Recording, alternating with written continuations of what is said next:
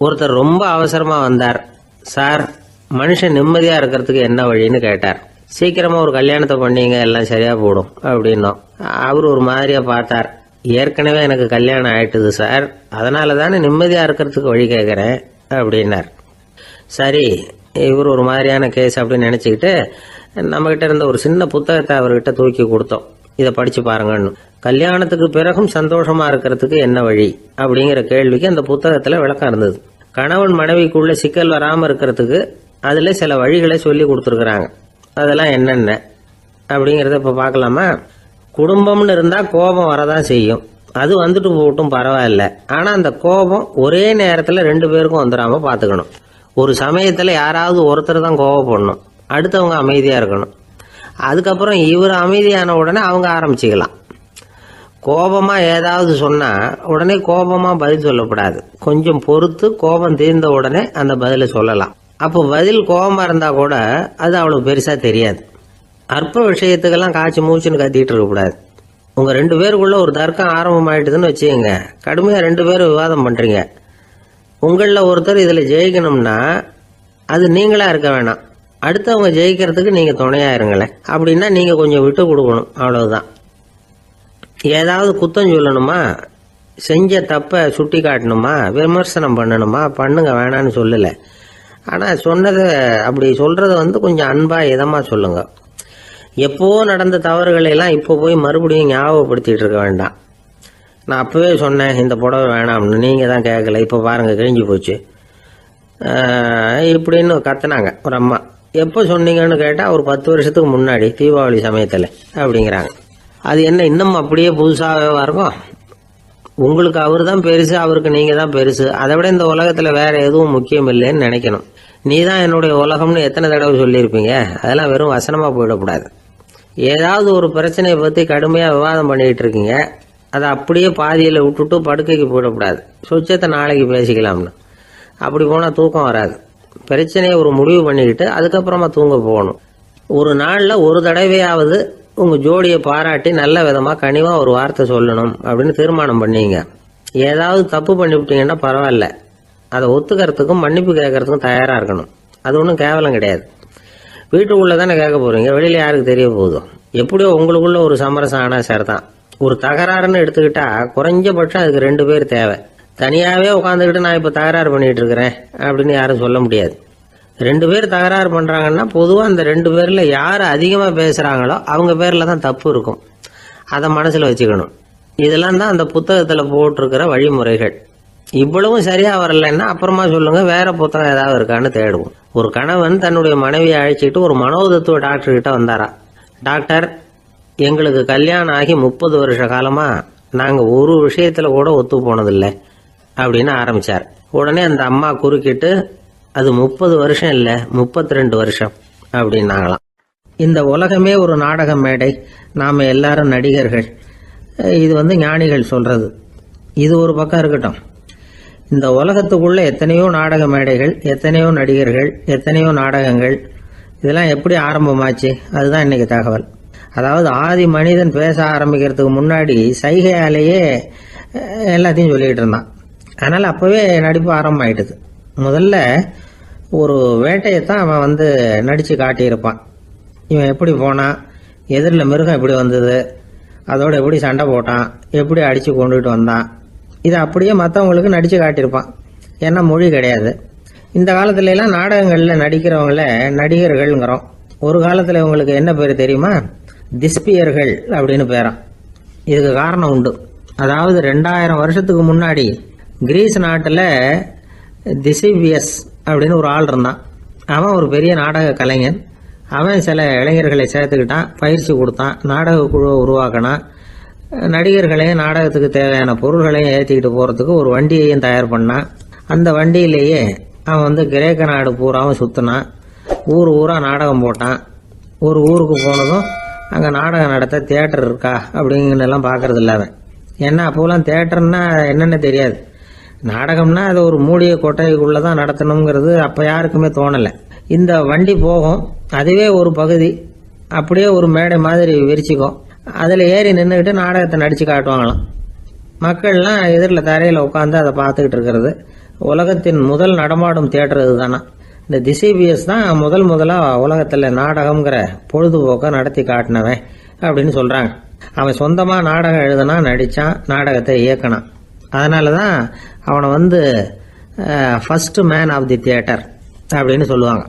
அவன் தான் நாடக மேடையின் முன்னோடி. கிரேக்கர் காலத்திலேயே நாடக ஆசிரியர்கள், நடிகர்கள், ரசிகர்கள் இவங்கெல்லாம் உருவாயிட்டாங்களாம். நாடகத்தின் சரித்திரத்தில் இந்த 3 பிரிவும் ரொம்ப முக்கியம். அதாவது கிரேக்க தியேட்டர்கள்லாம் திறந்த வெளி மேடைகள் தான். பெரும்பாலும் மலைச்சரிவுகள், அதுவே படிப்படியாக பண்ணியிருப்பாங்க. கீழே அரைவட்ட வடிவில் மேடை, அதுக்கு ஆர்கெஸ்ட்ரான்னு பேர். பிற்காலத்தில் இதில் உட்காந்து இசைக்குழுவினர் வாய்ச்சதுனால இசைக்குழுவுக்கே ஆர்கெஸ்ட்ராங்கிற பேர் வந்துட்டுது. இப்போ கிரேக்க தியேட்டர்களில் ஒன்று, அதோட காலம் கிமு 340. அதை இன்னமும் பாதுகாத்து வச்சிருக்கிறாங்களாம். எபிடாரஸ் அப்படிங்கிற இடத்துல அது இருக்குதான். இன்னமும் அந்த தியேட்டரை பயன்படுத்திக்கிட்டு வர்றாங்களாம். சிறந்த கிரேக்க நாடகங்கள்லாம் அங்கே நடிக்கிறாங்களாம். ஆரம்ப காலத்திலேயே கட்டணம் கிடையாது. அப்புறம் பின்னாடி தான் நுழைவு கட்டணம்லாம் அப்படியே வந்துட்டு தான். நடிகர்கள் பளபளப்பான ஆடைகள் உடுத்தியிருப்பாங்களாம். இந்த குதிகால் உயர்ந்த காலணிகள் போட்டிருப்பாங்களாம். இதெல்லாம் பழைய குறிப்புகள். பலவிதமான உருவங்களில் மாஸ்க் அப்படின்னு சொல்லப்படுற முகமூடி. அதனால் ஒரே நடிகர் பல வேடங்களில் நடிக்கிறது உண்டான். ஆரம்பத்தில் பெண் நடிகர்கள் கிடையாது, எல்லாம் ஆண் நடிகர்கள் தான். ரோமானியர்கள் தான் முதல் நிரந்தர நாடக மேடையை கட்டினவங்க. அதுதான் முதல் தியேட்டர். கிமு 1048 காலகட்டத்தில் பாம்பிங்கிற நகரத்தில் அதை கட்டியிருக்கிறாங்களாம். கிரேக்க ரோமானிய தியேட்டர்களின் அடிப்படையிலேயே இந்த இத்தாலிய வடிவ அமைப்பாளர்கள் இந்த குதிரை லாட வடிவில் ஒரு ஆடிட்டோரியத்தை உருவாக்கினாங்களாம். இப்படி அதை பற்றி நிறைய தகவல் இருக்குது. 1576 லண்டனில் இந்த வின்ஸ்பர்ரி, அப்புறம் இந்த பில்ட்ஸில், அப்புறம் ஜேம்ஸ் இப்படிங்கிற ஒரு முயற்சியால் தான் இங்கிலாந்தில் முதல் தியேட்டர் உருவாச்சான். அப்படி ஒருத்தர் இருந்தாராம். உலக நாடக மேடையின் வரலாறு இதுதான். அதாவது இப்பெல்லாம் அறிவியல் வளர்ச்சி அதிகமாயிட்டுது. திரைப்படம், தொலைக்காட்சி எல்லாம் வந்தாச்சு. ஒவ்வொரு வீடுமே ஒரு குட்டி தியேட்டர் மாதிரி ஆயிட்டுது. தொலைக்காட்சி முன்னாடி உட்காந்து எழுந்திருக்கவே மனசு வர்றதில்லை. ஒரு அம்மா ஒரு மனோதத்துவ டாக்டரை தேடிட்டு வந்தாங்களாம் இந்த காலத்தில். டாக்டர், எங்கள் வீட்டுக்காரர் எப்போ பார்த்தாலும் டிவி முன்னாடி உட்காந்துக்கிட்டு அதையே வெறிச்சு பார்த்துக்கிட்டு இருக்கிறார், உத்து பார்த்துக்கிட்டு இருக்கார், எனக்கு சந்தேகமாக இருக்குன்னாங்களாம். இது மனக்கோளாறு இல்லைங்க, ஆர்வ கோளாறு, அவ்வளவுதான், இதுக்காக பயப்படாதீங்கன்னாராம் டாக்டர்.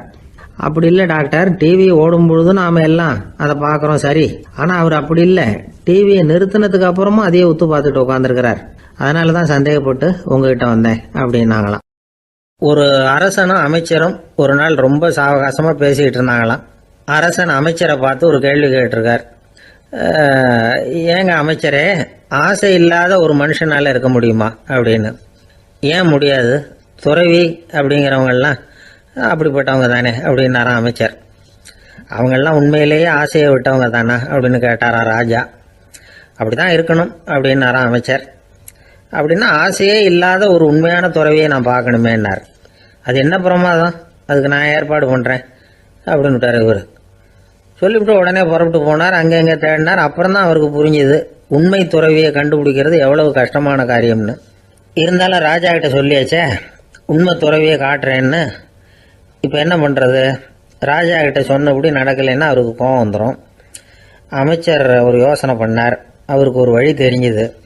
அதுதான் சரின்னு முடிவு பண்ணார். அதாவது அந்த ஊரில் அவருக்கு தெரிஞ்ச நாடக நடிகர் ஒருத்தர் இருக்கிறார், நல்லா நடிப்பார். அவரை போய் பார்த்தார். இதை பாருப்பா, எனக்காக நீ ஒரு காரியம் செய்யணும்னார். என்னன்னு கேட்டார் அவர். நீ ஒரு துறவி மாதிரி கொஞ்ச நேரத்துக்கு நடிக்கணும். ராஜா உன்னை பார்த்துட்டு போகிற வரைக்கும் நடி, அது போதும், அதுக்காக உனக்கு 10,000 ரூபா தரேன் அப்படின்னார். அவர் எந்த காலத்தில் இவ்வளவு பணத்தை மொத்தமாக பார்த்துருக்கார். அதனால் உடனே சரின்னு ஒத்துக்கிட்டார்.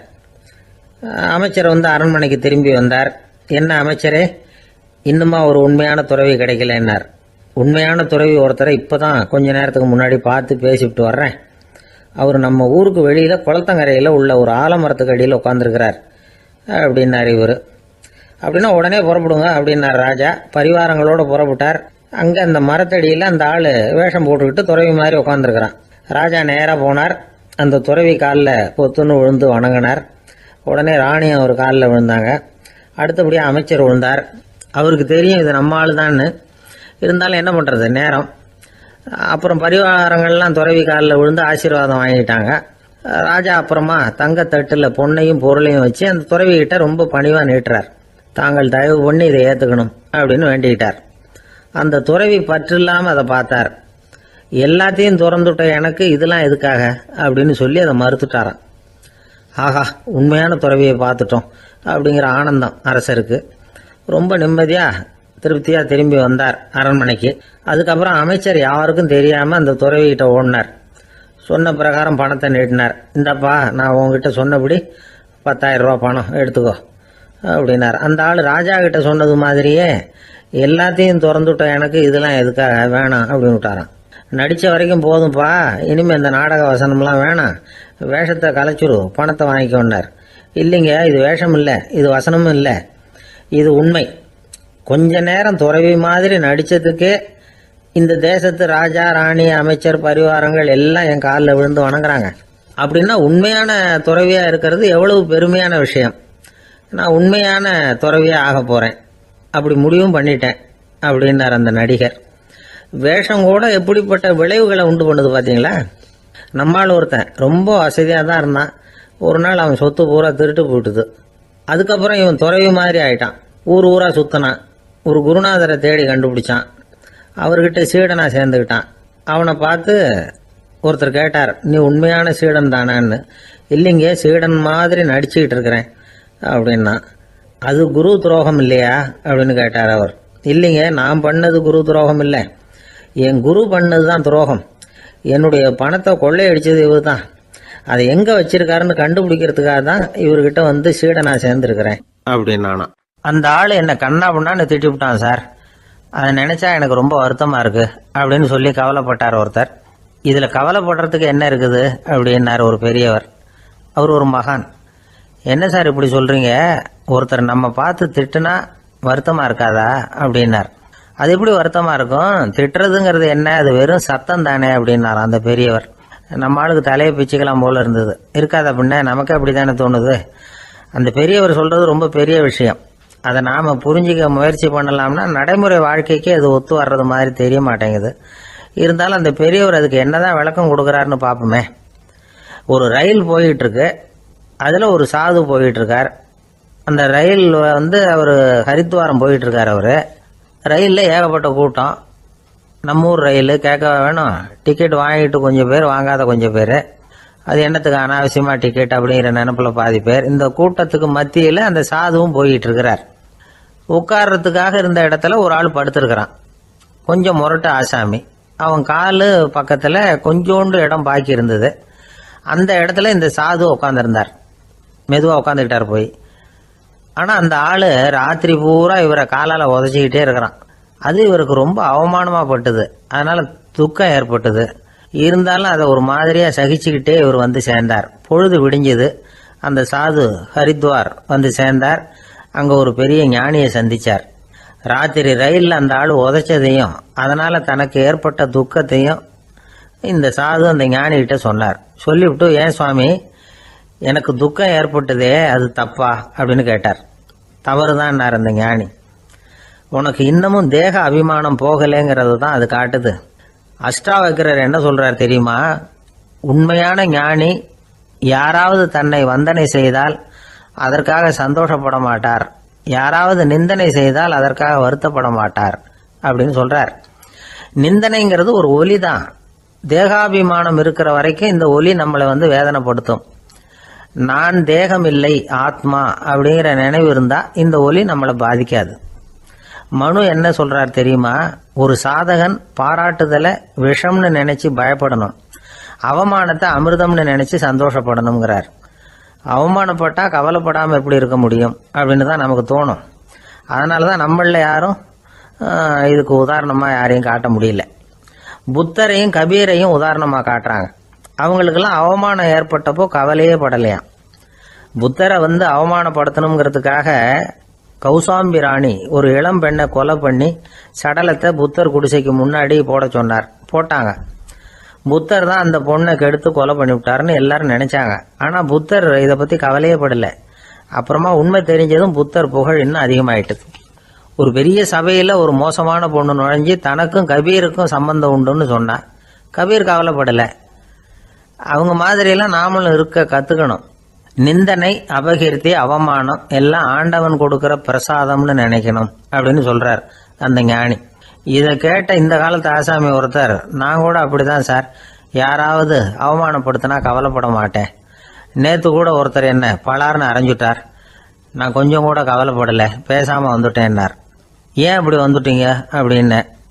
அவர் அரைஞ்சதுலேயும் ஒரு அர்த்தம் இருந்தது, அதனால தான் அப்படி வந்துட்டேன்னார். ஏன் அரைஞ்சாருன்னு கேட்டேன். 10 வருஷத்துக்கு முன்னாடி 15 ரூபா அவர்கிட்ட கடன் வாங்கினேன், அதை கேட்டு கேட்டு பார்த்துட்டு கடைசியாக தான் அரைஞ்சார் அப்படின்னார். ஆண்டவனுடைய பிரசாதம் இவருக்கு அடிக்கடி கிடைக்கும் போல இருக்கு. அம்மாக்காரங்களுக்கு அடிக்கடி ஏற்படுற கவலை ஒன்று உண்டு. அதாவது குழந்தை சரியா சாப்பிட மாட்டேங்குதே அப்படிங்கிற கவலை. இவங்கெல்லாம் ஒரு விஷயத்த நல்லா புரிஞ்சுக்கணும். குழந்தைகள்ங்கிறவங்க பெரியவங்க மாதிரி இல்லை. அவங்க கடிகாரத்தில் மணியை பார்த்துட்டு சாப்பிட்றதுக்கு உட்கார்ற ரகம் கிடையாது. பசிச்சா சாப்பிடுவாங்க, இல்லைன்னா விளையாடுவாங்க அல்லது தூங்குவாங்க. அது புரியாம அவங்கள கட்டாயப்படுத்தி அல்லது மிரட்டி சாப்பிட வைக்கிறது ரொம்ப தப்பு. ஒரு 8 மாச குழந்தைக்கு 3 மணி நேரத்துக்கு ஒரு தடவை பசிக்கும். அந்த நேரம் பார்த்து சாப்பாடு கொடுத்தா அடம் பண்ணாம அது பாட்டுக்கு சாப்பிட்றோம். அதே குழந்தைக்கு 1 வயசு ஆகிறப்போ 4 மணி நேரத்துக்கு ஒரு தடவை பசிக்கும். இந்த வயசுல இயற்கையாவே பசி குறைஞ்சிருக்கும். அது புரியாம என் குழந்தை முன்னாடி மாதிரி இப்ப சரியா சாப்பிட மாட்டேங்கிறான் அப்படின்னு சில பேர் டாக்டர் கிட்ட போய் சொல்லிக்கிட்டு இருப்பாங்க. இன்னொரு விஷயம், ஒரு குழந்தைக்கு வயசு அதிகமாகிற வேகத்துக்கு உடம்பு எடையும் அதிகமாகிக்கிட்டே போகாது. உடம்பு எடை அதிகமாகிற வேகம் குறைஞ்சிக்கிட்டே வரும். 6 மாச குழந்தைக்கு ஒரு வாரத்துல 150 கிராம் எடை கூடும். ஒரு வயசுல வாரத்துக்கு 71 கிராம் எடை கூடும். இது புரியாம அதிகமா சாப்பாட்டை கொடுத்து குழந்தைய கஷ்டப்படுத்தக்கூடாது. ஏன்னா அளவுக்கு மீறின உணவு அஜீரணத்தை உண்டு பண்ணிவிடும். குழந்தைக்கு ஒரு தட்டில் கொஞ்சமா ஆகாரத்தை வச்சு கொண்டுட்டு போய் கொடுக்கணும். மலை மாதிரி குவிச்சு வச்சா அதை பார்த்ததுமே பசி அடங்கி போயிடும். அடிச்சு மிரட்டி பயமுறுத்தி குழந்தைய சாப்பிட வைக்கிற பழக்கம் இருக்கு பாருங்க, அதுக்கு ஃபுட் ஃபோர்ஸிங் அப்படின்னு பேரு. இப்படி பண்ணுனா குழந்தைக்கு சாப்பாட்டில் விருப்பம் குறைஞ்சிரும், அதை கண்டாவே வெறுக்க ஆரம்பிச்சிடும். அது மாதிரி உளம் சார்ந்த பசி குறைவு, சைக்கோஜெனிக் அனோரெக்சியா, அது ஏற்படுமா. சாப்பாடுங்கிறதே ஒரு தண்டனை மாதிரி தோணும். குழந்தைகளுக்கு பிடிச்ச மாதிரியான ஆகாரத்தை கொடுக்கணும். சத்து அதிகம் இருக்குங்கிறதுக்காக அதுக்கு பிடிக்காத ஆகாரத்தை கொடுத்து கட்டாயப்படுத்தக்கூடாது. குழந்தைகளுக்கு 2 வயசு ஆகிறப்போ இயற்கையாகவே எதிர்மறை குணம் உண்டாகும். அதாவது அந்த எதிர்மறையா பேசுறது. இது மாதிரி சமயங்களில் நாம் என்ன சொல்கிறோமோ அதுக்கு நேர்மாறாக நடந்துக்கும். ஏட்டிக்கு போட்டி. சாப்பிட சொன்னால் விளையாட போவோம், விளையாட சொன்னால் சாப்பாடு கேட்கும். இதை புரிஞ்சுக்கிட்டு நடந்துக்கணும். குழந்தை சொன்ன பேச்சை கேட்கலேன்னு கோவப்படக்கூடாது. குழந்தை வளர வளர பிடிவாத குணம் வர்றது சகஜம். கேட்டதை வாங்கி கொடுத்தாதான் சாப்பிடுவேன் அப்படின்னு பிடிவாதம் பண்ணும். வாங்கி கொடுத்து விடுறது தான் உத்தமம். நீங்களும் அதுகிட்ட பிடிவாதம் பண்ணிட்டு இருக்கக்கூடாது. ஏன்னா கேட்டது கிடைக்கலையேங்கிற ஏமாற்றம் கூட குழந்தையோட பசியை குறைச்சிரும். கேட்டது கிடைச்சிட்டா பசி அதிகமாகும், கொடுத்ததை மளமளன்னு சாப்பிட்றோம். குழந்தைகளுக்கு கண்ட கண்ட நேரத்தில் சாப்பிட்றதுக்கு எதையாவது வாங்கி கொடுத்துக்கிட்டு இருந்தா சாப்பாட்டு நேரத்தில் சாப்பிடாம அடம் பண்ண ஆரம்பிச்சிடும். பள்ளிக்கூடம் போகிற பிள்ளைங்க காலை உணவை சரியாக சாப்பிட மாட்டாங்க. அச்சம், அவசரம், பரபரப்பு இதெல்லாம் தான் காரணம். பள்ளிக்கு புறப்படுறதுக்கு ஒரு 3/4 மணி நேரத்துக்கு முன்னாடியே சாப்பாடு போட்டுருங்க, அது சரியாக போடும். படிக்கிற குழந்தைகள் உடல் சோர்வு, மனச்சோர்வு இது காரணமாக கூட சாப்பிட மறுக்கிறது உண்டு. இப்போ உதாரணமாக சாயந்தரம் விளையாடி விட்டு வீட்டுக்கு வந்ததும் சாப்பிட சொன்னால் வேணாம்பாங்க. இது உடல் சோர்வு. ரொம்ப நேரம் வீட்டு பாடங்களை செஞ்சு முடித்த கையோடு சாப்பிட சொன்னாலும் அவங்களால சரியாக சாப்பிட முடியாது. இது உளச்சோர்வு, அதாவது மனச்சோர்வு. இதை தவிர குழந்தைகளுக்கு உடல் நலக்குறைவு ஏற்பட்டால் கூட சாப்பிட மறுக்கிறது உண்டு. சில மருந்து மாத்திரைகள் கூட பசியை குறைச்சிரும். அதனால் சரியாக தெரிஞ்சுக்கிட்டு குழந்தைகளை சாப்பிட வைக்கணும். அது புரியாமல் கையில் சாப்பாட்டு தட்டை வச்சுக்கிட்டு குழந்தைகளை விரட்டிக்கிட்டு அலையக்கூடாது. ஒரு சின்ன பையன் சொன்னான், எங்கள் அம்மா சாப்பாடு போடுறது தெரிஞ்சா நான் உடனே வீட்டை விட்டு வெளியில் ஓடி போடுவேன் அப்படின்னா. ஏன் அப்படி பண்ணுறேன்னு கேட்டோம். எங்கள் அப்பா கூட அது மாதிரி தான் சார் பண்ணுவார் அப்படிங்கிறான். ஒரு ஊரில் ஒரு ராஜா இருந்தார். பெரிய அரண்மனையில் தான் இருக்கிறார். எல்லா வசதியும் இருந்தது. இருந்தாலும் அவர் எல்லாரும் சொல்கிறது எப்படி தெரியுமா, பிச்சைக்கார ராஜா. அப்படி ஒரு பேர் அவருக்கு நிலைச்சி போச்சு. ஜனங்களும் சரி, மற்ற தேசங்களில் உள்ளவங்களும் சரி, அவர் அந்த பேர் சொல்லியே குறிப்பிடுறது வழக்கமாக போட்டுது. இது அவருக்கு ரொம்ப கவலையாக போச்சு. என்ன இது, நம்மளை தேடி வர்றவங்களுக்கெல்லாம் நாம் சோறு போடுறோம், நம்ம புகழ்ந்து பாடல் ஏற்றி கொண்டு வர்ற புலவர்களுக்கெல்லாம் அவங்க எப்படி வந்தாலும் ஒருவேளை சோறு போடணுங்கிறது உத்தரவு. இவ்வளவுலாம் செஞ்சும் நம்மளை போய் பிச்சைக்கார ராஜான்னு எல்லாரும் சொல்றாங்களே, அது ஏன், எதுக்காக அப்படி சொல்றாங்க? இதுதான் ராஜாவுக்கு குழப்பம். சரி, இதை பத்தி நம்ம அமைச்சர்கள் கிட்ட கேட்கலாமா அப்படின்னு யோசனை பண்ணார். இந்த விஷயத்த போய் அவங்க கிட்ட எப்படி கேட்கறதுன்னு அவருக்கு தயக்கமா இருந்தது. கௌரவ குறைச்சலா தெரிஞ்சுது அவருக்கு. சரி, சாதாரண குடிமக்கள் கிட்ட இதை பத்தி கேட்கலாமா அப்படின்னு யோசனை பண்ணார். கேட்கலாம், ஆனா அவங்க யாரும் ராஜா முன்னாடி வந்து நின்று தைரியமா பேசக்கூடிய அளவுக்கு இல்லை. ராஜாவோட குழப்பம் நாளுக்கு நாள் அதிகமாக போச்சு. கடைசியா அவர் ஒரு முடிவுக்கு வந்தார். அதாவது இதை பத்தி ஒரு பிச்சைக்காரங்கிட்டே கேட்டு பார்த்துட்டா என்ன. இதுதான் அவர் பண்ண முடிவு. உடனே மாறு வேஷம் போட்டுக்கிட்டு நகர்வலம் போனார். ஒரு பிச்சைக்காரனை கண்டுபிடிச்சார். இதை பாருப்பா, நம்ம ராஜாவை எல்லாரும் பிச்சைக்கார ராஜான்னே சொல்றாங்களே, அதுக்கு என்ன காரணமா இருக்கும் அப்படின்னு கேட்டார். அதுக்கு அவன் சொல்றான், இதுக்கான பதிலை இன்னும் ஒரு 30 நாள்ல சொல்றேன் அப்படின்னா. உடனே இவருக்கு சந்தோஷம். உண்மையை அவங்ககிட்ட சொன்னார். நான் வேற யாரும் இல்லை, நான் தான் இந்த நாட்டு ராஜா. இப்போ நீ என் கூடவே வந்துடு, அரண்மனையிலேயே தங்கிக்கோ. 30 நாள் கழிச்சு எனக்கு பதில் சொல்லிவிட்டு அதுக்கப்புறமா நீ போகலாம் அப்படின்னு சொல்லி அழைச்சிட்டு வந்துட்டார். அரண்மனையில் ஒரு மூலையில் அவன் தங்கறதுக்கு இடம் கொடுத்தார். தினம் 2 வேளையும் இவனுக்கு சோறு போடுங்க அப்படின்னு உத்தரவு போட்டார். ராஜா கொடுத்த இடத்துல போய் உக்காந்துக்கிட்டான் அந்த பிச்சைக்காரன். தினமும் அந்த அரண்மனையில் நடக்கிறதையெல்லாம் கவனிச்சுக்கிட்டு வந்தான். வேளைக்கு சாப்பாடு வரும், சாப்பிட்டுக்கிட்டு இருக்கான். இப்படி 30 நாள் முடிஞ்சுது. ராஜா வந்தார். என்ன, என்னோட கேள்விக்கு பதில் என்னன்னு கண்டுபிடிச்சிட்டியான்னார். கண்டுபிடிச்சிட்டேன்னா. என்ன எல்லாரும் பிச்சைக்கார ராஜான்னு சொல்றாங்களே, அது நியாயமா படுதா உனக்குன்னு கேட்டார். நியாயமா தான் படுது, சந்தேகம் இல்லாம நீங்க பிச்சைக்கார ராஜா தான். என்னதான் நீங்க வசதியோடவும் படைபலத்தோடவும் இருந்தா கூட நீங்க எங்க வர்க்கத்தை சேர்ந்த ஆசாமி தான் அப்படின்னு அடிச்சு சொல்லிவிட்டான் அந்த ஆள். எதனால் அப்படி சொல்றேன்னு கேட்டார் இவர். அரசே, ஒரு உண்மையை கண்டுபிடிச்சு சொல்றதா நான் உங்ககிட்ட சொன்னேன். நீங்க ராஜ பரம்பரைன்னா உடனே உங்க கழுத்துல கிடக்கிற முத்து மாலையை கழட்டி பரிசா கொடுத்துருப்பீங்க, பொன்னையும் மணியையும் கொடுத்துருப்பீங்க. ஆனா நீங்க அப்படி செய்யல. என்ன ஒரு மூலையில உட்கார வச்சு 2 வேளை சோறு போட சொன்னீங்க. உங்களை தேடி யார் வந்தாலும், யார் பாராட்டி பேசினாலும் அல்லது பிரச்சனைகளை சொன்னாலும் நீங்க செய்யற ஒரே காரியம் சோறு போடுறது தான். பிச்சைக்காரனுக்கு சோறு மட்டும்தான் உலகம். உங்க விஷயத்திலையும் நீங்க அப்படித்தான் நினைக்கிறதாக தெரியுது. நல்லா கவனிங்க. எந்த ஒரு பிரச்சனைக்கும் சோறு தான் முடிவுன்னு நினைக்கிறீங்க பாருங்க. நீங்க சந்தேகமில்லாத எங்களை சேர்ந்த ஆளுதான் அப்படின்னு விட்டான் அந்த பிச்சைக்காரன். அதுக்கப்புறம் தான் அந்த ராஜா தன்னுடைய தவறுகளை எல்லாம் தேர்த்திக்கிட்டாராம். பசின்னு வர்றவங்களுக்கு சோறு தான் போடணும், அது தப்பு இல்லை. பாராட்ட வர்றவங்களுக்கெல்லாம் சோத்தையே போட்டு அனுப்புனா இப்படிதான் பேர் வரும். எனக்கு தெரிஞ்ச ஒருத்தர் தினமும் யாராவது ஒருத்தரை தன் வீட்டுக்கு அழைச்சிட்டு போவார், சாப்பாடு போட்டு அனுப்புவார். முன்னறிவிப்பு இல்லாம திடீர்னு ஒரு விருந்தாளியோட வீட்டில் போய் இவர் நிற்கிறது வழக்கம். அந்த அம்மாவும் இவருக்காக தயார் பண்ணி வச்சிருந்ததை இவர் அழைச்சிட்டு வந்திருக்கிற விருந்தாளிக்கு போட்டுருவாங்க. விருந்தாளி சாப்பிட்டுட்டு போனதுக்கு அப்புறம் இவர் மனைவி கிட்ட உனக்கு சிரமம் வேணாம் அப்படின்னு சொல்லிவிட்டு பக்கத்தில் உள்ள ஒரு ஹோட்டலுக்கு போய் காசு கொடுத்து சாப்பிட்டுட்டு வந்துடுவார். பல நாள் இப்படி நடக்கும். ஒரு நாள் அவரை தனியாக கூப்பிட்டுக்கிட்டு போய் ஏன் இப்படி பண்றீங்கன்னு கேட்டோம். அதுக்கு அவர் சொல்றாரு, எங்க வீட்டு சாப்பாட்டுலேருந்து தப்பிக்கிறதுக்கு எனக்கு வேற வழி எதுவும் தெரியல சார், அதனால தான் இப்படி பண்ணிட்டு இருக்கிறேன் அப்படின்னார் ரொம்ப பரிதாபமா. ஆஃபீஸை முடிஞ்சு வீட்டுக்கு போகிற சமயத்தில் ஒருத்தர் கடைக்கு போய் ஸ்வீட் வாங்கினார். சரி, வீட்டுக்கு பிள்ளைங்களுக்கு தான் வாங்கிட்டு போகிறார் அப்படின்னு மற்றவங்க நினச்சாங்க. அவர் அப்படி செய்யல. அந்த இடத்துலையே பொட்டலத்தை பிரித்தார். திருட மாதிரி அப்படியே சுற்றி ஒரு தரம் பார்த்துக்கிட்டார். யாரும் தெரிஞ்சவங்க இல்லைங்கிறத முடிவு பண்ணிவிட்டு அவசரமாக அதை அப்படியே போட்டு முழுகிவிட்டு கையை தொடச்சிக்கிட்டு நல்ல பிள்ளை மாதிரி நடந்து போக ஆரம்பிச்சிட்டார். அவர் யாருன்னா, அவரோட பிரச்சனை எல்லாருக்கும் தெரியாது, சில பேருக்கு தான் தெரியும். அதாவது அவர் உடம்புல சர்க்கரை இருக்குன்னு டாக்டர் சொல்லிவிட்டாராம். அதனால் வீட்டில் சர்க்கரையே இவர் கண்ணில் காட்டுறதில்ல. அதனால் இவர் யார் கண்ணிலையும் படாமல் இப்படிப்பட்ட வேலைகள்லாம் செய்கிறது வழக்கம். யாருக்கும் தெரியாமல் இப்படி ஸ்வீட்டை வாங்கி சாப்பிட்டுட்டு அவர் பாட்டுக்கு போயிடுறது. இப்படிப்பட்டவங்களுக்கெல்லாம் கொஞ்சம் ஆறுதலான தகவல் இன்றைக்கி. அது என்னென்னா, நாம் சாப்பிட்ற சர்க்கரைக்கும் நம்ம உடம்புல உள்ள சில கோளாறுகளுக்கும் அப்படி என்ன தான் சம்மந்தம் இருக்குது. இதை பற்றி சமீபத்தில் சில ஆராய்ச்சிகள்லாம் நடந்திருக்குது. ஏன்னா சர்க்கரைன்னாவே விஷம் மாதிரி அதை பார்க்குறவங்களும் சில பேர் உண்டு. சின்ன பிள்ளைங்களுக்கு வயத்தில் பூச்சி உண்டாகிறதுலேருந்து பெரியவங்களுக்கு நீரிழிவு வர்ற வரைக்கும் எல்லாத்துக்கும் சர்க்கரை தான் காரணம்னு சொல்லிகிட்டு இருக்கிறோம். ஆனால் அந்த அளவுக்கு பயப்பட வேண்டிய அவசியம் இல்லை அப்படின்னு சொல்கிறாங்க.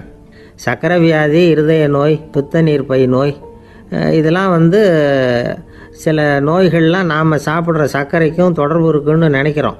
ஆனால் அப்படி சம்பந்தம் உண்டுங்கிறதுக்கு போதுமான அளவுக்கு ஆதாரம் இல்லை அப்படிங்கிறாங்க ஆராய்ச்சியாளர்கள்.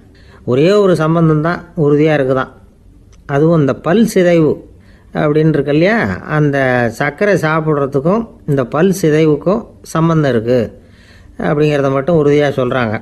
சர்க்கரைன்னா நாம் சாப்பிட்ற ஜீனி மட்டும் இல்லை, பழம், காய்கறி, பால், தேன் இப்படி எல்லாத்துலேயும் அது இருக்குது. கேரட்டு கொடுக்குற சத்தில் 88% சர்க்கரை, ஆப்பிள் கொடுக்குற சக்தியில் 95% சர்க்கரை. இது ஜீனி சர்க்கரை, இது ஆப்பிள் சர்க்கரை அப்படிங்கிற வித்தியாசம்லாம் உடம்புக்கு கிடையாது. ரெண்டுமே உடனடியாக வந்து சக்தி கொடுக்குது. ஒரு ஸ்பூன் சர்க்கரையில் வந்து 16 கலோரி தான் சத்து இருக்குது. அதிகமாக சர்க்கரை சாப்பிட்டா நீரிழிவு வந்துருங்கிறது தப்பான ஒரு அபிப்பிராயம். டயபெட்டிஸுங்கிறது ஒரு மெட்டபாலிக் டிசார்டர், அவ்வளவுதான். அதாவது நாம் சாப்பிட்ற சர்க்கரையை நம்ம உடம்பு திறமையாக உபயோகப்படுத்திக்க முடியல அப்படின்னு அர்த்தம். அதனால தான் அதிகமாக இனிப்பு வேணாம்னு சொல்கிறோம். ஏற்கனவே உடம்பால் முடியாத ஒன்றை மறுபடியும் அது தலையில் சுமத்தி அதிகமாக வேலை வாங்க வேணாமே அப்படிங்கிறதுக்காக தான். ஆகாரத்தில் அதிகமாக சர்க்கரை இருந்தால் அதனால் உடனே சர்க்கரை வியாதி வந்துடும்ங்கிறதுக்கு விஞ்ஞான ரீதியாக போதுமான ஆதாரம் இல்லை. அதனால் எப்போவாவது அதிகமாக ஸ்வீட்டு சாப்பிட்டுட்டா ஐயோ அதிகமாக சாப்பிட்டோமோ என்ன பண்ண போகுது தெரியலையே அப்படின்னு நினச்சி மனசை போட்டு குழப்பிக்க வேண்டியதில்லை. பொதுவாக எதுவுமே அதிகமாக வேண்டாம், எல்லாம் சீராக இருந்தால் போதும். நீரிழிவுங்கிறது புதுசாக வந்துட்ட ஒரு நோய் இல்லை, ரொம்ப காலமாகவே இருக்கிற ஒன்று தான். நம்ம முன்னோர்கள் இதை மதுமேகம் அப்படின்னு சொல்லுவாங்க. அதை கட்டுப்படுத்துறதுக்கு அவங்களே சில வழிமுறையை சொல்லி வச்சுருக்கிறாங்க. அது என்னென்னா வேறு ஒன்றும் இல்லை, இந்த பாவக்காய், முள்ளங்கி, அருகம்புல், அவ்வளவுதான். வெள்ளை முள்ளங்கி இருக்குல்ல, அதை வாரத்துக்கு 3 நாள் சாப்பிட்டுக்கிட்டு வாங்க. நூலுக்கோல் ரொம்ப நல்லது. இல்லைன்னா முள்ளங்கி சாறு 1 அவுன்ஸு சாப்பிட்டுட்டு வரலாம். ரத்தத்தில் சேர்கிற சர்க்கரை அளவை இதெல்லாம் கட்டுப்படுத்துது. சிறுநீரில் காணப்படுகிற சர்க்கரை அளவையும் சமநிலைப்படுத்துது. தினமும் ஆகாரத்தில் கோதுமை, கேழ்வரகு, வெந்தயம், கருவேப்பிலை, சோயாபீன்ஸ் எது கிடைக்குதோ சேர்த்துக்கலாம். இப்படிலாம் செஞ்சுக்கிட்டு வந்தால் அப்புறம் வீட்டுக்கு தெரியாமல் கடையில் போய் நின்றுக்கிட்டு ஸ்வீட் வாங்கி திருட்டுத்தனமாக சாப்பிட வேண்டிய அவசியமே உங்களுக்கு வராது. 2 ஆசாமிகள் கடற்கரையில் உட்காந்து சாவகாசமாக பேசிக்கிட்டு இருந்தாங்களாம். ஒருத்தர் சொன்னார், இன்னொருத்தருக்கு தெரியாமல் ஸ்வீட்டு சாப்பிட்றதே எப்பவும் வந்து இடைஞ்சல் தான் சார். நேற்றுக்கு பாருங்கள் அப்படி தான் சாப்பிட்டுக்கிட்டு இருந்தேன், வீட்டுக்காரி கண்ணில் போட்டுவிட்டுது, அதுக்கப்புறம் ஒரே ரகலையாக போச்சு அப்படின்னாரா. எனக்கு கூட அப்படி தான் சார் ஆகிட்டுது, ஒரே ரகலை அப்படின்னாரா இன்னொருத்தர். நீங்கள் சாப்பிட்டதும் உங்கள் வீட்டுக்காரங்க கண்ணில் போட்டுவிட்டுதா சார் அப்படின்னு கேட்டிருக்காரு இவர். அதுக்கு அவர் சொன்னாராம், அப்படி இல்லை சார், கடைக்காரர் கண்ணில் போட்டுவிட்டுதோ, நான் அவருக்கு தெரியாமல் அந்த ஸ்வீட்டை அவர் கடையிலேருந்து எடுத்திருந்தேன் அப்படின்னு விளக்கம் கொடுத்தாராம் இந்த ஆள். ஒரு மனுஷனுக்கு 3 விதத்தில் கர்வம் உண்டாகிறதுக்கு வாய்ப்பு உண்டு. பணம், பதவி, புகழ். பணம் அதிகமாக வந்தால் கர்வம் வரலாம், பதவி பெருசாக வந்துட்டுதுன்னா கர்வம் வரலாம், புகழ் அதிகமாக போனாலும் கர்வம் வரலாம். இந்த 3 வகையான கர்வத்துக்கும் இடம் கொடுக்காமல் இருக்கிறாங்க பாருங்கள், அவங்க தான் சிறந்த மனிதர்கள். ஒரு பெரிய பொறுப்பில் இருக்கிறவங்களுக்கு கர்வம் வந்துடக்கூடாது. அப்படி வந்துட்டுதுன்னா அது எல்லாருக்கும் இடைஞ்சல். ஒரு ராஜா இருந்தார். அவர் ஒரு நாள் தன்னுடைய தலைநகரத்தை சுற்றி வந்துக்கிட்டு இருந்தார். ஒரு இடத்துல ஒரு அழகான நிலத்தை பார்த்தார். ஆஹா, இந்த இடத்துல நமக்குன்னு ஒரு மாளிகையை கட்டினா எவ்வளோ நல்லாயிருக்கும் அப்படின்னு நினச்சார். ராஜா நினச்சா அது முடியாத காரியமா? சரி, இந்த நிலம் யாருக்கு சொந்தம்னு விசாரிங்க அப்படின்னார் பக்கத்தில் இருந்தவங்கக்கிட்ட. அவங்கெல்லாம் ஓடி போய் விசாரித்தாங்க. அந்த இடம் வந்து ஒரு வயசான கிழவிக்கு சொந்தம், வயசான அம்மாவுக்கு சொந்தமாக. அந்த அம்மா தான் அதில் ஒரு குடிசையை போட்டு குடியிருந்துகிட்டு இருக்கிறாங்க. சரி, அந்த நிலத்துக்கு வந்து ஒரு விலையை நிர்ணயம் பண்ணி அதை அந்த வயசான அம்மாக்கிட்ட கொடுத்துருங்கோ அப்படின்னு உத்தரவு போட்டார் ராஜா.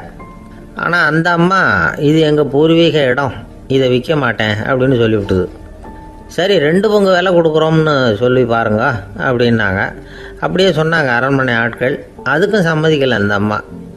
இதை கேள்விப்பட்டதும் ராஜாவுக்கு கோபம் வந்துட்டுது. தன்னுடைய ஆளுங்களை கூப்பிட்டார். போய் அந்த குடிசையை பிரித்து எறிங்க, காசெல்லாம் ஒன்றும் கொடுக்காதீங்க அப்படின்னு கத்தினார். அவ்வளோதான். அடுத்த நிமிஷம் அரண்மனை ஆசாமிகள் போனாங்க, குடிசையை பிரித்து எரிஞ்சாங்க. அந்த வயசான அம்மா இருக்குது, அதுவும் அந்த இடத்த விட்டு துரத்தி விட்டாங்க. அந்த இடத்துல ஒரு அரச மாளிகையை கட்டி முடிச்சிட்டாங்க. அந்த வயசான அம்மா பாவம், ராஜாவே இப்படி பண்ணால் யார்கிட்ட போய் முறையிட முடியும்? ஒரு ஞானி இருந்தார், அவர்கிட்ட போய் சொன்னாங்க. அவர் இவங்க சொன்னதை கேட்டு மனசில் வச்சுக்கிட்டார். ஒரு நாள் அந்த ராஜாவே இந்த ஞானியை கூப்பிட்டார். புதுசாக ஒரு மாளிகை கட்டியிருக்கிறேன், வந்து பாருங்கன்னு. சரின்னு சொல்லி இந்த பெரியவர் ஒரு நாள் இந்த மாளிகைக்கு போனார். சும்மா போகல, ஒரு கழுதையையும் ஓட்டிகிட்டு போனார். கொஞ்சம் சாக்குகள், வெத்து சாக்கு, அதையும் எடுத்து கழுதை முதுகில் போட்டு கழுதையை ஓட்டிகிட்டு போகிறார். ராஜா பார்த்தார். அவருக்கு இது ஆச்சரியமாக இருந்தது. என்ன இது, மாளிகைக்கு வந்துட்டு போங்கன்னு கூப்பிட்டா கழுதை சாக்கு இதெல்லாம் கூப்பிட்டு வராரு, ஒன்றும் புரியலையேன்னு நினச்சார். எதுக்காக இதெல்லாம்னு கேட்டார். அரசருடைய தோட்டத்திலேருந்து கொஞ்சம் மண் எடுத்துகிட்டு போகிறதுக்கு ஆசைப்பட்றேன், அதுக்கு நீங்கள் அனுமதி கொடுக்கணும் அப்படின்னாரு இவர். இது என்ன வேடிக்கையான கோரிக்கையாக இருக்குது அப்படின்னு நினச்சார் ராஜா. இருந்தாலும் மண் தானே கேட்குறாரு, எடுத்துகிட்டு போகட்டுமே அப்படின்னு நினச்சார். சரின்னு அனுமதி கொடுத்தார். அந்த பெரியவர் தோட்டத்துக்கு போனார், மண்ணை வெட்டினார், சாக்கில் போட்டு நிரப்புனார். ராஜாவை கொஞ்சம் கிட்ட வாங்கன்னு கூப்பிட்டார். இந்த மண் மூட்டையை தூக்கி கழுதையோட முதுகில் வைக்கணும், கொஞ்சம் உதவி பண்ணுங்கன்னார். ஓ பண்ணுறேனே அப்படின்னு சொல்லி ராஜா கிட்ட போனார். மூட்டையை தூக்கி பார்க்குறாரு, முடியல, திணறி போயிட்டார். இப்போ அந்த ஞானி பேசினாராம். அரசே, இந்த ஒரு சாக்கு மண்ணையே உங்களால் தூக்க முடியல, அந்த கிழவிகிட்ட இருந்து அந்த அக்கிரமமாக அபகரித்த இந்த தோட்டம் பூராவையும் சுமக்கணும்னு ஆசைப்படுறீங்களே, அது உங்களால் முடியுமா அப்படின்னு கேட்டாராம். ராஜா யோசனை பண்ண ஆரம்பித்தார். தன்னுடைய செயலுக்காக வருத்தப்பட்டாராம். அந்த வயசான அம்மாவை உடனடியாக வரவழைச்சார். தாயே, தப்பு பண்ணிட்டேன், என்னை மன்னிச்சுக்குங்க, இன்னையிலேருந்து இந்த மாளிகையும் தோட்டமும் உங்களுக்கு தான் சொந்தம் அப்படின்னு சொல்லிவிட்டாராம். போகிறப்ப இந்த உலகத்திலேருந்து எண்ணத்தை எடுத்துகிட்டு போக போகிறோம், அதனால் ரொம்பவும் அலட்டிக்க வேண்டியதில்லை, கர்வப்பட வேண்டியதில்லை அப்படிங்கிறது ஒரு பெரிய உபதேசம். ஒரு பெரிய மனுஷன் சாக கிடந்தார், ரொம்பவும் அழுதார். ஏன் அழறீங்க அப்படின்னு கேட்டாங்க சுற்றி இருந்தவங்க. நான் சாகிறதுக்காக கவலைப்படலை, நான் நம்ம ஜனங்களுக்காக எவ்வளவோ காரியம்லாம் செஞ்சுக்கிட்டு வந்தேன். நான் செஞ்சுக்கிட்டு வந்த சேவையை இனிமேல் யார் செய்ய போகிறாங்க, அது யாரால் முடியும், அதை நினச்சி தான் அழறேன் அப்படின்னாராம். ஒருத்தர் முன்னாடி வந்தார். அதுக்காக நீங்கள் கவலைப்படாதீங்க, உங்கள் சேவையை தொடர்ந்து செய்கிறதுக்கு என்ன மாதிரி இளைஞர் பட்டாலும் தயாராக இருக்குது, இருந்தாலும் எங்கள் கவலை என்னென்னா அப்படின்னு இழுத்தார். என்ன சொல்லுங்கன்னு கேட்டார் அவர். நீங்கள் இது வரைக்கும் என்ன சேவை செஞ்சுக்கிட்டு வந்தீங்க, அதுதான் எங்களுக்கு இன்னமும் புரியாத புதிராக இருக்குது அப்படின்னாராம் அவர். ஒரு நண்பர் அவசரமாக என்கிட்ட ஓடி வந்தார். அப்புறம் சொன்னார், என்னால் நம்பவே முடியல சார், என் பையனா இப்படி அப்படின்னு சொல்லி ஆச்சரியப்பட்டார். உங்கள் பையன் அப்படி என்ன தான் செஞ்சுட்டான் அப்படின்னு கேட்டேன். என்னால் முடியாத ஒரு காரியத்தை அவன் செஞ்சுட்டான் சார் அப்படின்னார். அது என்னன்னு தான் சொல்லுங்களேன். என்ன, 5வது வகுப்பில் அவன் ஒரே தடவையில் தேறிட்டான் சார், அதாவது ஒரே அட்டம்ப்டில் பாஸ் ஆகிருக்கான் அப்படின்னார். மூச்சு வாங்க, கஷ்டப்பட்டு பரீட்சை எழுதுனது அவன், இவருக்கு ஏன் மூச்சு வாங்குது? நம்மால் செய்ய முடியாத ஒரு காரியத்தை இன்னொருத்தர் செய்யும் பொழுது அது நமக்கு ஆச்சரியமாக இருக்குது. சர்க்கஸ் பார்க்குறோம், ஒருத்தர் அந்த இடத்துல தொங்குறார், அது நமக்கு ஆச்சரியம், ஏன்னா அது நம்மால் முடியாத காரியம். நம்மால் முடியாத ஒன்றை அடுத்தவர் எளிதாக செய்யும் பொழுது நாம் மருள்வது இயற்கை. இதை தான் தொல்காப்பியம் மருட்கை அப்படின்னு சொல்லுது. இந்த வியப்பு இருக்குதே, இது 4 வகையில் ஏற்படுறதாக தொல்காப்பியம் சொல்லுது. அது என்ன 4 வகை? முதல் வகை எப்படின்னா, புதுமையான அரிய செயல்களை செய்கிறது. 2வது வகை என்னென்னா பெரும் செயல்களை செய்கிறது. 3வது வகை என்னென்னா மிக நுட்பமான செயல்களை செய்கிறது. 4வது வகை என்னென்னா ஆக்கம் தரும் செயல்களை செய்கிறது. புதுமை, பெருமை, சிறுமை, ஆக்கமோடு மதினம் சாலா மருட்கை 4 அப்படிங்கிறது தொல்காப்பியம். இன்றைக்கி விஞ்ஞானம் புதுசு புதுசாக எதையோ கண்டுபிடிக்குது. ஆரம்பத்தில் அது ஆச்சரியமாக இருக்குது, அப்புறம் அது நமக்கு பழகி போயிடுது. வானொலி பெட்டி புதுசாக வந்தப்போ ஒரு பெட்டி பேசுதுங்கிறது எவ்வளோ பெரிய ஆச்சரியம். இப்போ யாரும் அதை ஆச்சரியமாக பார்க்குறதில்ல. மதினம் சாலா மருட்கை அப்படின்னு ஒரு சொற்றொடர் வருது பாருங்கள், அதில் கருத்தாழம் உண்டு. எதை பற்றியும் போதுமான அளவு புரிந்து கொள்ளாத போது ஒருத்தர் ஆச்சரியப்படுறார். புரிந்து கொண்ட பிறகு ஆச்சரியம் மறைஞ்சு போயிடுது. மிக நுட்பமான செயல்களும் நம்ம ஆச்சரியப்பட வைக்கும். ஒரு அரிசியில் ஒரு திருக்குறள் எழுதி காட்டுறாங்க, ஒரு முட்டை ஓட்டுக்குள்ளே ஓவியம் தீட்டி காட்டுறாங்க. கருங்கல் சிற்பங்களில் எவ்வளவு நுட்பமான வேலைப்பாடுகளை எல்லாம் பார்த்து ஆச்சரியப்படுறோம். இது மாதிரி ஆக்கப்பூர்வமான அரிய செயல்களை செய்கிறது கூட வியப்பை உண்டு பண்ணும். குப்பை கூலங்களை கூட வாழ்க்கைக்கு பயன்படுகிற பொருளாக மாற்றுகிறவர்கள் இருக்காங்க, அவர்களுடைய செயல் வியப்பு அளிக்குது. இடைக்காட்டு சித்தர் பாடின 30 30ங்கிற நூலில் வர்ற ஒரு பாடல், ஆற்றல் பிறர் அறிதலின் அகம் கிளர்வு உறுதலின் கற்று அறி பாணர் கெழுமிய கோடலின் தோற்றம் உருகவே போற்றல் சால் வியப்பே. ஒருத்தருடைய ஆற்றல் தெரியாமல் இருந்தது, அவருடைய அரிய செயலை பார்க்கும் பொழுது வியப்பாக இருந்தது, மனசுக்குள்ள கிளர்ச்சி. பாவலர்கள் இவர்களுடைய புகழை பாடி மற்றவர்களும் தெரிந்து கொள்ளுமாறு செய்கிறார்கள் அப்படிங்கிறது தான் ஒரு யதார்த்தமான உண்மை. ஆக எல்லா வகையிலும் மக்கள் தங்களுடைய வாழ்க்கையில் முன்னேறுவதற்கான வழிகாட்டுகிற ஒரு மெய்ப்பாடு தான் வியப்புங்கிறது. இந்த காலத்தில் நம்ம எப்படியெல்லாம் ஆச்சரியப்பட வைக்கிறாங்க. ஒரு ஆளை பிடிச்சி ஜெயிலில் கொண்டு வந்தாங்க. ஜெயில் அதிகாரி அவனை ரொம்ப ஆச்சரியமாக பார்த்தாரான்.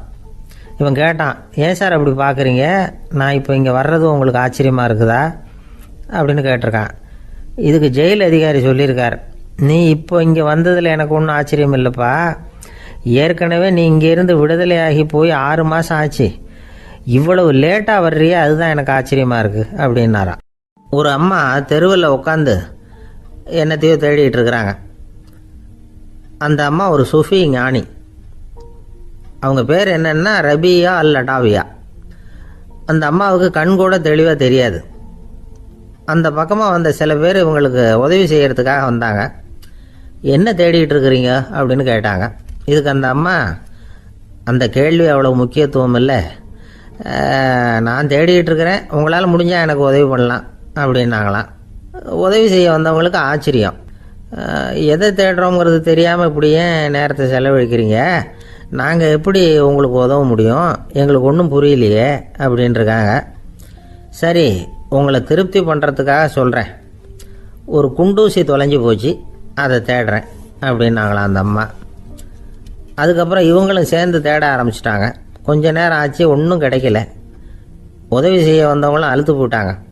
அப்புறம் கேட்டாங்க, இதை பாருங்கம்மா, இது ரொம்பவும் பெரிய தெரு, அகலமான தெரு, அதனால் குறிப்பாக நீங்கள் எந்த இடத்துல அந்த குண்டூசியை தொலைச்சிங்க அதை சொல்ல முடியுமான்னாங்களாம். இதுக்கு அந்த அம்மா, நீங்கள் மறுபடியும் அர்த்தமில்லாத கேள்வியை கேட்குறீங்க, உங்கள் கேள்விக்கும் நான் தேடுறதுக்கும் என்ன சம்மந்தம்னாங்களாம். இதை கேட்டதும் அவங்க ஒரு மாதிரி ஆயிட்டாங்க.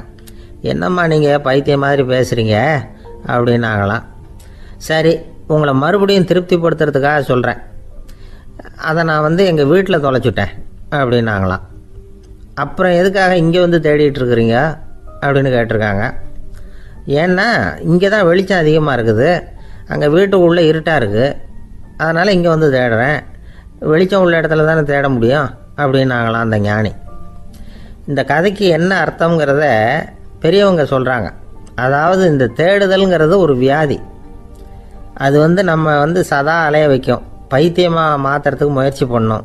ஒரு காலம் அது நிறைவு அடையவே அடையாது. வாழ்வுங்கிறது ஒரு புரிந்து கொள்ள முடியாத சதா இயங்கி கொண்டிருக்கிற ஒரு செயல். அதுக்கு ஆரம்பமும் இல்லை, முடிவும் கிடையாது. எதையோ தேடணும் அப்படிங்கிற உந்துதல் நமக்குள்ளே இருக்கும், ஆனால் குறிப்பாக எதை தேடிட்டு இருக்கிறோம் அப்படிங்கிறது புரியாது. அப்படி ஏதாவது ஒன்றை தேடி அடைஞ்சிடுறோம்னு வச்சுக்கோங்க, உடனே ஒரு அதிருப்தி வந்துடும். அதனால் வாழ்க்கைங்கிறது சலிப்பு நிறைந்தது அப்படிங்கிற எண்ணத்தை உண்டாக்கிக்கிறோம். ஒன்று அடைஞ்சதுக்கு அப்புறம் இன்னொன்று தேட ஆரம்பிச்சிருவோம். ஆக இந்த தேடல்ங்கிறது நாம் ஒன்று அடைஞ்சாலும் அடையாவிட்டாலும் தொடர்ந்து நடந்துக்கிட்டு தான் இருக்கும். இதுக்கு முடிவே கிடையாது. இந்த உண்மையை நாம் நல்லா புரிஞ்சுக்கணும் அப்படிங்கிறது பெரியவங்களுடைய கருத்து. ஏழையும் தேடுறான், பணக்காரனும் தேடுறான், நோயாளியும் தேடுறான், நோய் இல்லாதவனும் தேடுறான், அதிகாரம் உள்ளவனும் தேடுறான், அதிகாரம் இல்லாதவனும் தேடுறான், முட்டாளும் தேடுறான், அறிவாளியும் தேடுறான். ஆனால் யாரும் இதை தான் தேடி சாதிக்க போகிறோம், இதுதான் முடிவு அப்படின்னு திட்டவட்டமாக சொன்னதில்லை. ஒன்று அடைஞ்சதும் இன்னொன்று தேட ஆரம்பிச்சிடுறாங்க, அவ்வளோதான். அதாவது உங்களின் தேடுபவர் உங்கள் உள்ளே தான் இருக்கிறார், அவரை தேடி கண்டுபிடியுங்கள். இதுதான் ஞானிகள் நமக்கு சொல்லுகிற ஒரு ஆலோசனை. நம்மால் ஒருத்தன் ஜெயிலில் இருந்தான். இன்னொரு கைதி அவனை பார்த்து கேட்டான், ஏன்பா உன்னை பார்க்குறதுக்கு வெளியிலேருந்து யாருமே இங்கே வர்றது இல்லையே, உனக்கு சொந்தக்காரங்களே கிடையாதா அப்படின்னு கேட்டானா. ஏன் இல்லை, எனக்கு சொந்தக்காரங்க நிறைய பேர் உண்டு, அவங்க என்னை பார்க்க வராததுக்கு காரணம் வேற அப்படின்ட்டுருக்கான் இவன். என்ன காரணம்னு கேட்டான் அவன். அதுக்கு இவன் சொன்னானா, அதுக்கு என்ன காரணம்னா அவங்க எல்லாரும் இங்கே உள்ளேயே இருக்கிறாங்க அப்படின்னானா. ஒரு ஆசாமி வேகமாக ஓடிக்கிட்டு இருந்தான். ஏன் இப்படி ஓடுறேன்னு கேட்டார் இன்னொருத்தர். அங்கே ஒரு ஆள் அடிபட்டு கிடக்கிறான், அதை பார்த்தேன், உடனே ஓடுறேன்னா. எங்கேன்னு கேட்டார். ஆஸ்பத்திரிக்குன்னா. ஒரு ஆள் அடிபட்டு கிடக்கிறத பார்த்தா உடனடியாக நாம் செய்ய வேண்டியது முதல் உதவி, அதுக்கப்புறம் தான் ஆஸ்பத்திரி. இன்றைக்கி விபத்துங்கிறது சர்வசாதாரணமாக நடந்துக்கிட்டு இருக்குது. வாகன விபத்து, வெடிகுண்டு விபத்து, தீ விபத்து, கட்டடம் சரியறது, பூகம்பம், இப்படி நிறைய நடக்குது. ஒரு விபத்தை பார்த்துட்டா நம்மளில் பல பேர் நமக்கு என்னத்துக்கு வம்புன்னு ஒதுங்கி போயிடுறதும் உண்டு. சில பேர் துணிஞ்சு கிட்ட போய் உதவி செய்கிறதும் உண்டு. அப்படி உதவி செய்ய நினைக்கிறவங்களுக்கு உபயோகப்படுற தகவல் இது. விபத்தில் காயமடைஞ்சவங்களை 3 பிரிவாக பிரிக்கலாமா. முதல் வகை கொஞ்சம் சீரியஸானது, உயிருக்கு உடனே ஆபத்து தரக்கூடியது. மூளை காயம், முகம், கழுத்து காயங்கள், இருதயம், நுரையீரல் காயங்கள், வயத்தில் உள்ளுறுப்பு காயங்கள், அதிகப்படியான இரத்தப்போக்கு, இதனால எல்லாம் பாதிக்கப்பட்டிருந்தால் அது முதல் வகை அப்படின்னு நாமளே மனசுக்குள்ளே முடிவு பண்ணிக்கணும். இவங்களுக்கெல்லாம் உடனடியாக முதல் உதவி கொடுக்கணும். தாமதப்படுத்தாமல் ஆஸ்பத்திரிக்கு கொண்டுகிட்டு போயிடணும். இப்படி கொஞ்சம் எச்சரிக்கையாக நடந்துக்கிட்டால் அவங்களில் பல பேரை காப்பாற்றி போடலாம். 2வது வகை எப்படின்னா, முதல் உதவி விரைவாக கிடைச்சா உயிர் பிழைக்கக்கூடிய மார்பு காயங்கள், கைகால் எலும்பு முறிவு, இடுப்பு முதுகெலும்பு காயம், சீரான இரத்த சேதம், இப்படிப்பட்டவங்களை 2வது வகையாக பிரிக்கணும்.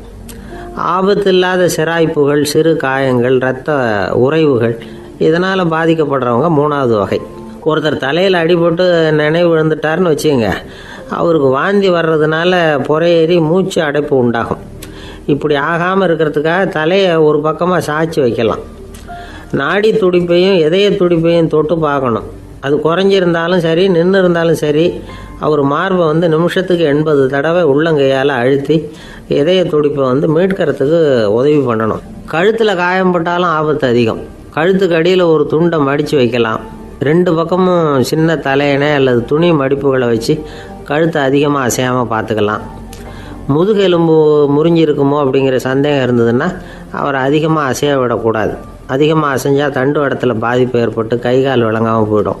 அவரை ஒரு கனமான போர்வை இல்லைன்னா பாயில் படுக்க வச்சு 4 பேர் மெதுவாக தூக்கி மருத்துவ உதவிக்கு அனுப்பி வைக்கலாம். கையெலும்பு முறிஞ்சிருந்தால் முறிஞ்ச பாகத்தை உடம்போடு சேர்த்து அசையாமல் கட்டி போடலாம். கால் எலும்பு முறிஞ்சிருந்தால் மற்ற காலோடு சேர்த்து கட்டி போடலாம். முறிஞ்ச பாகம் தொங்காமல் பார்த்துக்கணும். அப்போ தான் வீக்கம் உண்டாகாமல் இருக்கும். வெட்டு காயம், குண்டடிப்பட்ட காயம், இதிலெல்லாம் ரத்தப்போக்கு அதிகமாக இருக்கும்.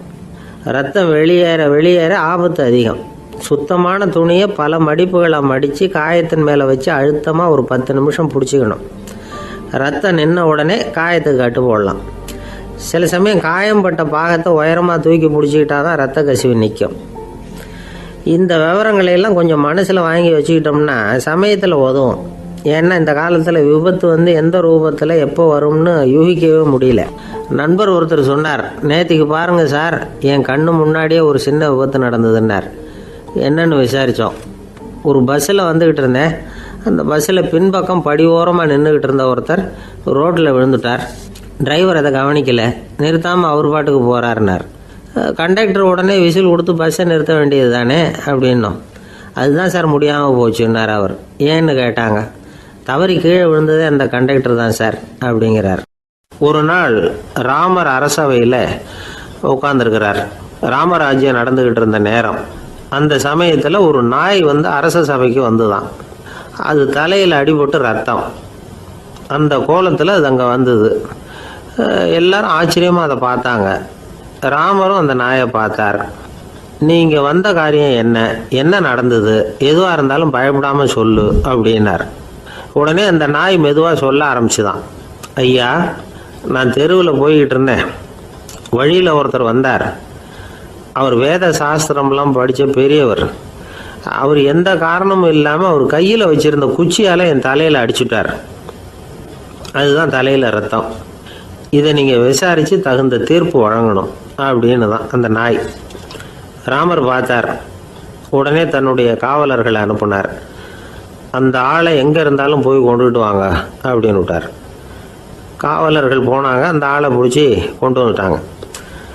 அரண்மனைக்கு வா அப்படின்னு சொல்லி கூப்பிட்டுட்டு வந்துட்டாங்க. என்ன நடந்ததுன்னு விசாரித்தார் ராமர்.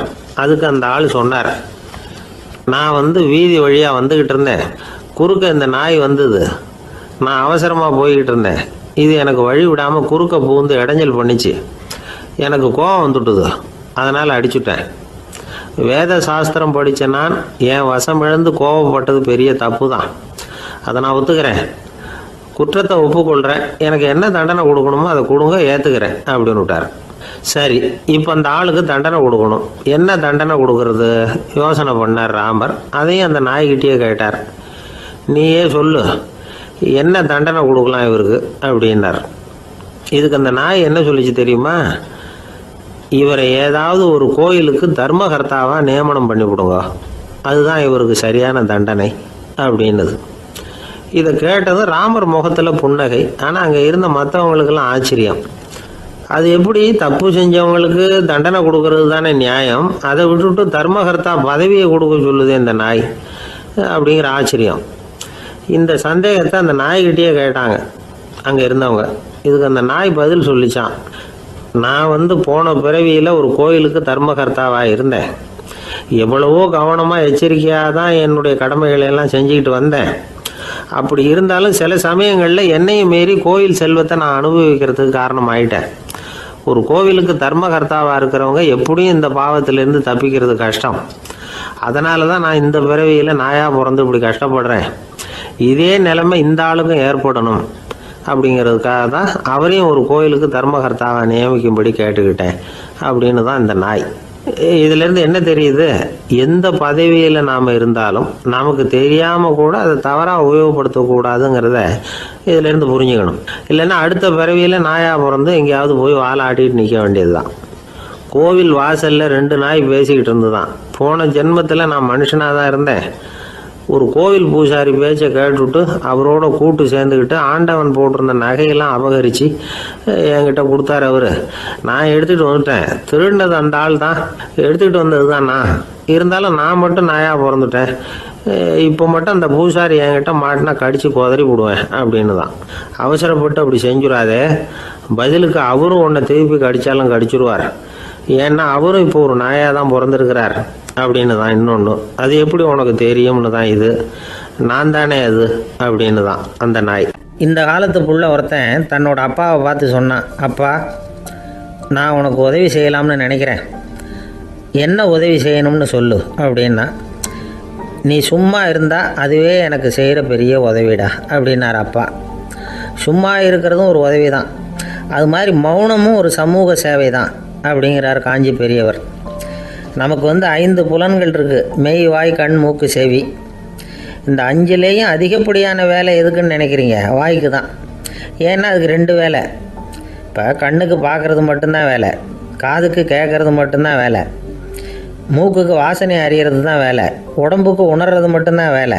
ஆனால் வாய் அப்படி இல்லை, அதுக்கு 2 வேலை. சாப்பிட்றதும் அதுதான், பேசுகிறதும் அதுதான். அதாவது வாய் ஒன்று தான் கர்மேந்திரியமாகவும் இருக்குது, ஞானேந்திரியமாகவும் இருக்குது அப்படின்னு சொல்லுவாங்க. சாப்பாட்டில் உட்காந்தா எந்தெந்த ஆகாரம் என்னென்ன ருசின்னு அறிவிக்கிற வேலையும் செய்யுது. சபையில் உட்காந்தா பாடுறது, பேசுறது, சிரிக்கிறது, இது மாதிரியான வேலையும் செய்யுது. இன்னொரு வித்தியாசம், கண்ணு, காது, மூக்கெல்லாம் ஸ்ட்ரெயின் பண்ணிக்கிட்டு வேலை செய்கிறதில்ல. ஒரு ரோஜா பூவை பார்த்தா உடனே மூக்கு அப்படியும் இப்படியும் அசைய ஆரம்பிக்கிறதில்ல. ஒரு சங்கீதத்தை கேட்ட உடனே காது ஆட ஆரம்பிக்காது. ஆனால் வாய் அப்படி இல்லை, அது பேசினாலும் சரி சாப்பிட்டாலும் சரி அசைஞ்சு தான் ஆகணும். ஆக மற்றதை விட வாய்க்கு வேலை ஜாஸ்தின்னு தெரியுது. சாப்பிட்றது, பேசுறது அப்படின்னு 2 காரியம் அதுக்கு. இப்படி 2 காரியம் இருக்கிறதுனால அது 2ஐயும் பாதியாக குறைச்சிக்கணுங்கிறது கடவுள் அபிப்பிராயமாக இருக்கணும் அப்படிங்கிறார் காஞ்சி பெரியவர். ஆனால் இப்போ நாம் அப்படியா நடந்துக்கிறோம்? அதுக்கு நேர்மாறாக நடந்துக்கிறோம். நாம் சாப்பிட்றதும் அதிகம், பேசுகிறதும் அதிகம், 2 வேலையையும் தேவைக்கு அதிகமாகவே செய்கிறோம். வாய் தான் ரொம்ப ஓவர் ஒர்க்குடு. அதுக்கு ஓய்வு கொடுத்தா உடம்பும் நல்லாயிருக்கும், உலகமும் நல்லாயிருக்கும். மௌன விரதம் இருக்கிறதெல்லாம் எதுக்காக நினைக்கிறீங்க? இதுக்காக தான். இந்த காலத்தில் மௌனமாக இருக்கிறவங்கெல்லாம் மகத்தான தொண்டு செய்கிறாங்க அப்படின்னு தான் சொல்லணும். சத்தம் அதிகமாக போய் தான் சவுண்டு பொல்யூஷன் வருது. அது மட்டும் இல்லை, மௌனமாக இருந்தால் சண்டை சச்சரவே வராது. மௌனம் கலக நாஸ்தி. ஆக இதுவும் ஒரு சமூக சேவை தான். நமக்கு தான் வாய் இருக்குதுங்கிறதுக்காக வசமாக சாப்பிட்றதும் தப்பு, வளவளன்னு பேசுகிறதும் தப்பு. ஒரு கருத்தை சொல்கிறதுக்கு ஒரே ஒரு சொல்லு போதும் அப்படின்னு இருக்கும்பொழுது 2 சொற்களை செலவு பண்ணாதே. எவ்வளவு சொன்னாலும் அதனால் ஒரு பயனும் விளையாது அப்படின்னு தெரிய வருமேயானால் அந்த ஒரு சொல்லையும் விரயம் பண்ணாதே அப்படிங்கிறார். ஒரு அறிஞர். எல்லா குணங்கள்லேயும் மௌனம்தான் சிறந்தது அப்படிங்கிறார் ஒருத்தர். மௌனமாக இருக்கிறது மூலமாக மற்றவர்கள் குறைகளை நம்மளால் தெரிஞ்சுக்க முடியும். அதே சமயத்தில் நம்மகிட்ட இருக்கிற குறைகளை மற்றவங்களுக்கு தெரியாமல் மறைச்சிக்கவும் முடியுங்கிறார் அவர். உண்மைதானே? ஒரு பெரிய மேடை பேச்சாளர், பொது வாழ்க்கையில் 25 வருஷ காலமாக ஈடுபட்டிருக்கிறவர். அவர் மனைவி ஒரு நாள் சொன்னாங்க, எங்கள் வீட்டுக்காரர் 25 வருஷ காலமாக பொது வாழ்வில் ஈடுபட்டிருந்தா கூட இந்த மாதம் 10ஆம் தேதியிலேருந்து தான் மக்களுக்கு சேவை செய்ய ஆரம்பிச்சிருக்கார் அப்படின்னு நாங்கள் ரொம்ப பெருமையாக. 10ஆம் தேதிக்கு அப்படி என்ன விசேஷம் அப்படின்னு கேட்டோம். அன்னையிலேருந்து தான் அவர் மேடையில் பேசுகிறத நிறுத்தினார் அப்படின்னாங்க அந்த அம்மா. நம்மக்கிட்ட ஒருத்தன் தப்பாக நடந்துக்கிட்டானா உடனே நாம் என்ன செய்வோம்? கையை ஓங்கிட்டு அவனை அடிக்க போவோம். நாம் அவங்ககிட்ட அவனை விட ஒருபடி மேலாக தப்பாக நடந்துக்குவோம். ஆனால் பெரியவங்கள்லாம் அப்படி நடந்துக்கிறது இல்லை. இன்னா செய்தாரை ஒருத்தல் அவர் நாண நன்னயம் செய்து விடல் அப்படின்னு வள்ளுவர் சொல்லியிருக்கார் இல்லையா? அதுக்கு தகுந்த மாதிரி நடந்துக்குவாங்க. பாயசித் விஸ்தாமிங்கிறவர் ஒரு பெரிய ஞானி. அவர் ஒரு நாள் ராத்திரி ரொம்ப நேரம் மசூதியில் இருந்துட்டு வீட்டுக்கு திரும்பி வந்துக்கிட்டு இருக்கிறார். வழியில் ஒரு குடிகாரன், அவன் கையில் ஒரு இசைக்கருவி, அதை கண்ணா பின்னான்னு மீட்டிக்கிட்டு வாய்க்கு வந்தபடி என்னத்தையோ பாட்டுன்னு நினச்சிக்கிட்டு பாடிக்கிட்டு அவன் பாட்டுக்கு கிடக்கிறான் வழியில். அதோடு இருந்தாலும் பரவாயில்ல, அந்த பக்கமாக வழியில் போகிறவங்க வர்றவங்களையெல்லாம் பார்த்து கண்ணா பின்னான்னு திட்டிக்கிட்டு இருக்கிறான், ஒம்பு வளர்க்குறான். பாயசீத் பிஸ்தாமிங்கிற அந்த பெரியவர் அந்த வழியாக போகிறார். அவனை பார்க்குறார். அவனுடைய நிலைமையை பார்த்துட்டு பரிதாபப்படுறார். ஏன்பா இது மாதிரியெல்லாம் நடந்துக்கிற, இப்படி நடக்கலாமா அப்படின்னு ஏதோ கொஞ்சம் புத்திமதி சொல்கிறதுக்கு ஆரம்பித்தார். அவனுக்கு கோபம் வந்துட்டுது.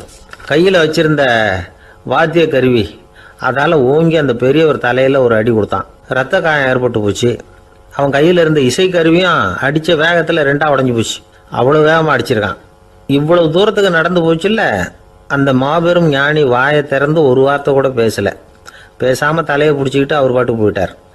மறுநாள் அந்த பெரியவர் என்ன பண்ணார் தெரியுமா?